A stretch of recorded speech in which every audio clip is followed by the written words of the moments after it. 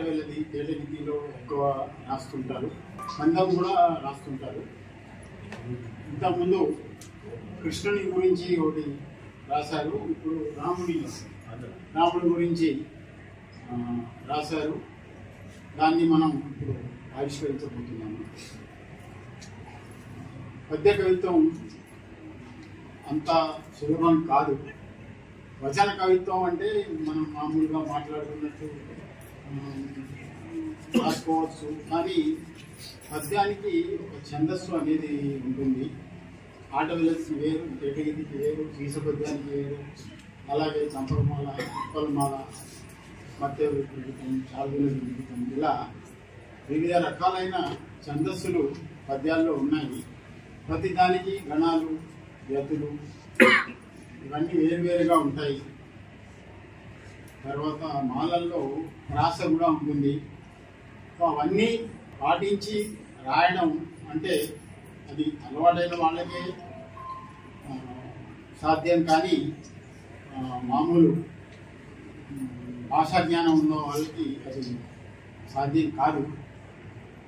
అయితే కొంతమంది నాకు తెలిసి ఒకరిద్దరు 5-6వ తరగతి నేర్చినా కూడా పద్య శతకం రాసి పద్య కవులుగా అవధానంలో పాల్గొనే వాళ్ళు ఉన్నారు. గంగాధర్ గారు తన విశ్రాంత జీవితంలో పూర్తి సమయం సాహిత్యానికి వెచ్చించారు.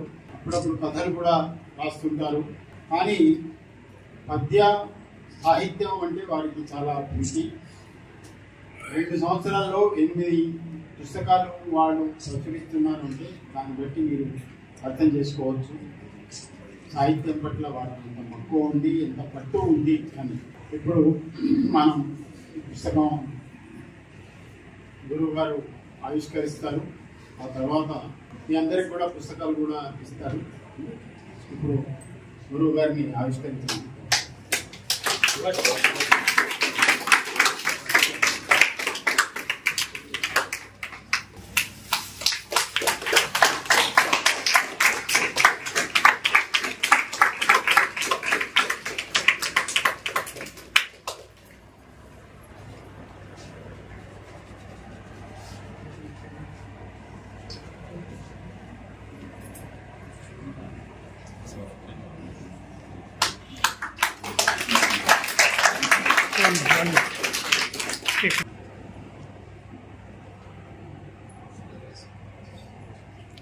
జగన్ బాబు గారు, పురం గారు, గారి వర్యంతో సోదరుడు అన్నయ్య, అంబల జ్ఞాపకం గారు, మిత్రులు కంఠాశ్వర్ గారు, వీరందరికీ నమస్కరిస్తూ వేదిక మీద ఉన్న ప్రేక్షక దేవుళ్ళందరికీ నా యొక్క హృదయపూర్వక నమస్కారం.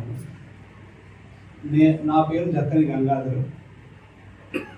నేను బొంబాయి వచ్చి ఇప్పుడు 51 సంవత్సరాలు అవుతుంది. నా జీవితం 10 సంవత్సరాలు టెలిఫోన్ డిపార్ట్మెంట్లో పనిచేసి తర్వాత ఉపాధ్యాయ వృత్తి చేపట్టి 36 సంవత్సరాలు గడిచిన తర్వాత 2012లో పదవి విరమణ పొందాను. అప్పటి నుండి ఏం చేయాలనేటువంటి ఒక ధోరణి. మరి నాకు చిన్నప్పటి నుంచి పద్యాలనేది చాలా ఇష్టం కాబట్టి సాహిత్య విభాగంలో కొద్దిగా సాహిత్యంకు సేవ చేద్దామన్న ఉద్దేశంతో పద్యాలు చాలా నేర్చుకున్నాను. ఆ తర్వాత ఇదే వేదిక అంటే ఇది మినీ హాలు, ఏదైతే పెద్ద హాల్ ఉందో మెయిన్ ఆడిటోరియం, అక్కడ 2022 మార్చిలో జక్కనాగి శతకం అని చెప్పి నా మకుటంతో ఆటవిలది పద్య శతకాన్ని ఇక్కడే ఆవిష్కరించాను. ఆ తర్వాత చిత్రకవిత శతకము, సరదాగా కథలు, బొమ్మల పొదువు, తెల్లవారెను, లోకుల కేకల కృష్ణ, చిత్రలహరి అని మన తెలుగు రాష్ట్రాల్లో ఒకటి బొంబాయిలో వివిధ వేదికల మీద 7 పుస్తకాలు ఆవిష్కరించుకొని మీ అందరి ముందు ఈరోజు దోషము లెంజకు రామ అనే పుస్తకాన్ని ఆవిష్కరించుకున్నాను.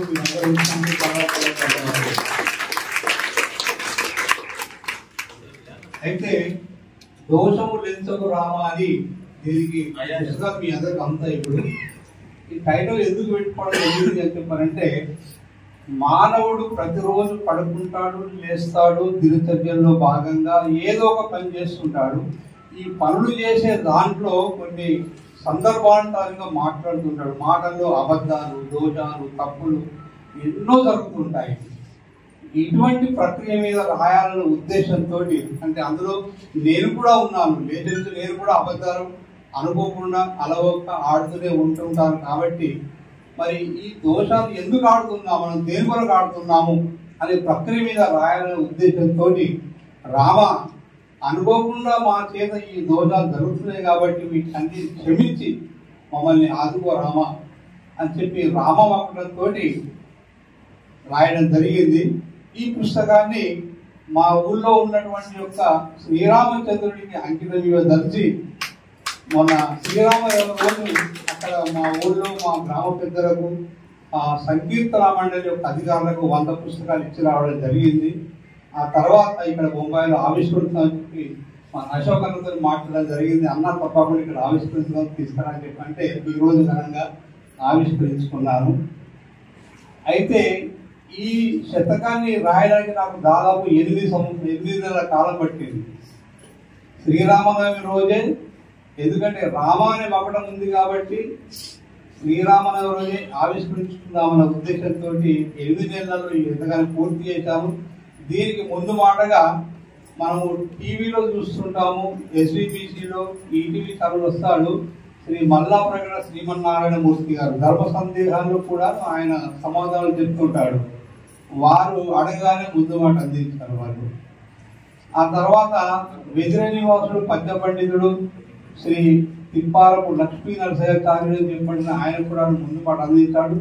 ఆయన పద్యారూపకంగా అందించాడు. తర్వాత రాధాశ్రీ మీ అందరికీ తెలుసు అనుకుంటాను. ఆయన మాట్లాడితేనే కందం, వేరే మాట మాట్లాడు. మీరు ఏమన్నా పలకరించండి, ఎవరినన్నా పలకరించండి. దేశ విదేశాల్లో ఉన్నటువంటి యొక్క గొప్ప వ్యక్తులు, ఆటగాళ్ళు, సినిమా యాక్టర్లు ఎవరైనా కానీ ప్రతి వారి మీద వారికి ఒకసారి వాళ్ళ జననం గురించి కానీ, మరణం గురించి కానీ, వాళ్ళ ఏదైనా వేడుకలు ఉంటే ప్రతిదాని మీద కూడా కంద పద్యంలో రాస్తుంటాడు. అవి వాట్సాప్ ఛానల్లో చాలా వస్తుంటాయి. ఆయనను కూడా అడగగానే వెంటనే నాకు ఒక 9 పద్యాల్లో దీనికి ముందు మాట అందించడం జరిగింది. అది పుస్తకంలో ఉన్నది. తర్వాత నాయకంటి నారాయణ శర్మ అని చెప్పి సంస్కృత పండితుడు, సంస్కృతం నుంచి తెలుగు అనువాదం చేసి చాలా పుస్తకాలు రాయడం జరిగింది. వారు కూడా అడగగానే ఈ పుస్తకానికి ముందు మాట అందించారు. వీళ్ళు నలుగురు కూడా ఉద్దండ పండితులు. వాళ్ళ ముందు మాట దొరకడం నా దృష్టం, నా యొక్క పుస్తకం చేసినటువంటి యొక్క పుణ్యమే అనుకోవాలి.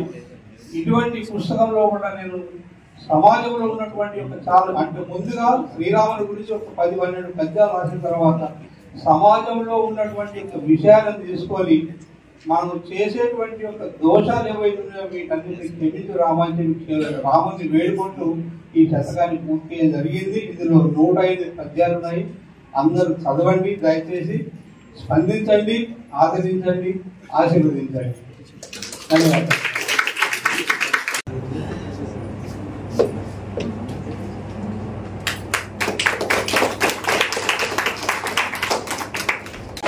చూసుకోను బాల